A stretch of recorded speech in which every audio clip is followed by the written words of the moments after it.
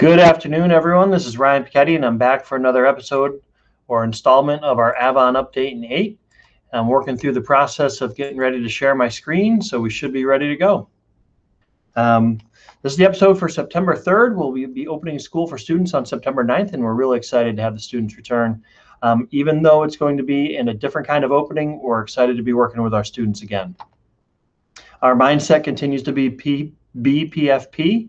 We're trying to be positive, flexible, and as proactive as we can be because this situation certainly calls for that. This episode or this installment will provide a quick overview. I'll start with the recognition in the form of a shout out and thanks, and I will also provide an update with any of the last minute information that we have before opening next week. Our recognition this week goes to Avon faculty and staff. They started their work year on September 1st, coming in and completing required trainings as it relates to a number of the technology tools. We heard loud and clear from our feedback of stakeholders that a few well-supported applications is what's going to be best for all involved. So we tried to take that information and target some trainings as it relates to some what we'll call key technological tools that we'll be using starting the year, whether we're live, hybrid, or in a remote model. The teamwork that they've showed and have shown, continue to show, has been amazing. So thank you to our Avon faculty and staff for all that you've done and all that you will continue to do to be ready for Wednesday. I've shared with you in the past the resources. I do want to keep reiterating that some of these resources continue to update their guidance. So in the COVID model, what was true 2 weeks ago may not be true right now. We're doing our best to stay on top of all that information and make sure we're communicating it to you as best we can. A note about the communication, I've heard good feedback in regards to me sending an email at the end of the week, as well as this broadcast happening at the end of the week, where the principal's newsletter going out at the beginning of the week has helped to create some rhythm to the communication that families are receiving. The timeline, we can click another box here. We've taken care of our opening for faculty and staff. We have 3 days of conference learning prior to the start of school, with our last day being on Tuesday. Just a reminder that was the professional learning day that was scheduled for May, and we're conducting it on Tuesday instead, and the students will start with us on Wednesday. So opening for students will be Wednesday, September 9th, and we're really excited about that. As we get ready to go into the year, I want to take another minute and go through the screening process as it relates to students, faculty, and staff. So for students, you should have received now in the mail the attestation form that we need you to sign off on, that you're going to take care of making sure that the temperature for the student gets checked every day. We will be sending screening questions periodically. We're going to define periodically every 2 weeks, with the first round being sent either later today or tomorrow. And we need all of those screening questions for all of the students to be completed before the start of school on Wednesday. So just under a week in order to fill those out. It's a very simple to use Google form that will be sent right to the parent and guardian email that we have on record. I'm sure we'll have to work through some glitches in the beginning to make sure that we have the most up-to-date email addresses on behalf of each student. Unfortunately, the best way for us to make sure that we're checking for every student is to ask families to fill it out separately for each student. So if you have 2 or 3 students in the buildings, you'll need to fill that out 2 or 3 times so that there's a record for each student. Unfortunately, that's a little bit of extra work, but we've tried to make the form as user-friendly as possible. On the flip side, for faculty and staff, we're going to be doing temperature checks every day and a screening form every day that the faculty and staff has to complete.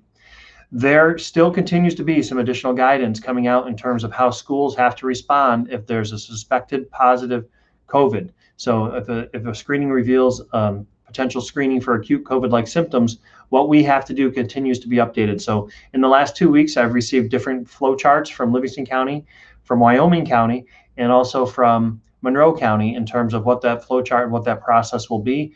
We are promised a toolkit from the state. It was supposed to be out at the end of last week. Then we were told at the beginning of this week we haven't received it as of right now, but I'm sure we're going to get it in the next 48 hours. So we'll do our best to digest that as quickly as we can and communicate the information to you. So that was one note.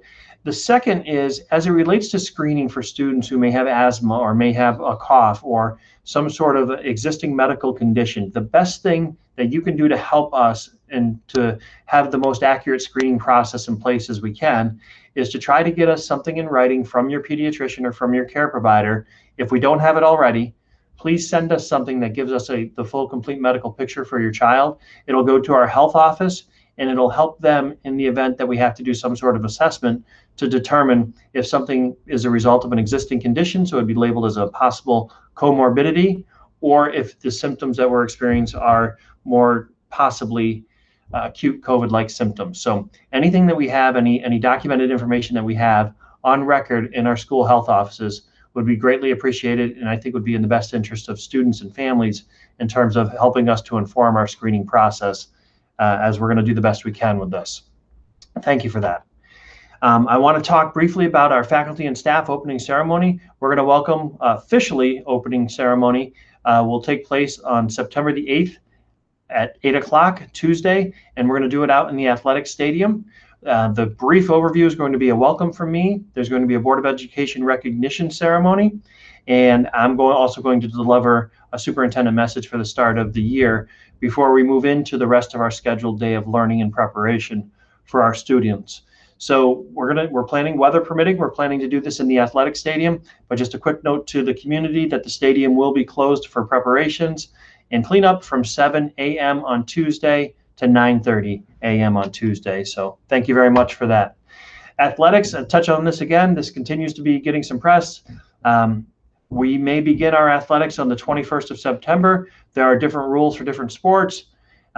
There's good news, bad news as it relates to athletics in terms of the guidance that must be in place for during the school day is not consistent with what would be needed for athletics to be conducted as usual. So I know the New York State High School Athletic Association Section 5 are continuing to meet and are hopefully going to clarify provide us with some more specific information on a sport-to-sport basis about what we might need to do. Because there will be some additional challenges in terms of locker rooms and distancing and altered practices. So football practice may not look like it's typically looked, where we'll try to keep students more spaced out and be less contact. And also there'll be implications for transportation as we move into a potential athletic season. The last bit of information as it relates to school finance, it's happening. It's been communicated in the paper. There's the latest edition of the NYSSBA newsletter contains an article about school finance. The state is currently withholding 20% of state aid payments, either for a variety of different aids that the state provides money to schools for, but they are withholding 20% from what is promised. For Avon, that means it'll be about a $1.6 million, between a $1.6 and a $1.7 million reduction if this goes on throughout the entire year in terms of aid that we receive from the state. In order to correct this, we're going to have to take a really hard look at limiting some of our expenses, which probably will mean making some cuts in some areas. And we'll also have to take a look at other possible avenues of revenue in order to bridge what could be a $1.65 million gap just for us to get through this year before we start planning for next year. So I just want to keep that on the radar, that is something that's very real in terms of the first aid check that we received from the state. It has been reduced, and we're going to feel those effects. So I need to keep that on the radar on behalf of the students to do, so you know that we need to do what we can do to offer the best program while at the same time trying to protect us from some of the financial implications as best we can. I want to thank you again. It's been a pleasure doing these Avon updates and 8s, even though I tend to run over my time a little bit. I can't believe it's been 6 months since we last were in school, and I can't tell you how much we're looking forward to getting started next week. Thank you very much, everyone. You have a great day and be safe.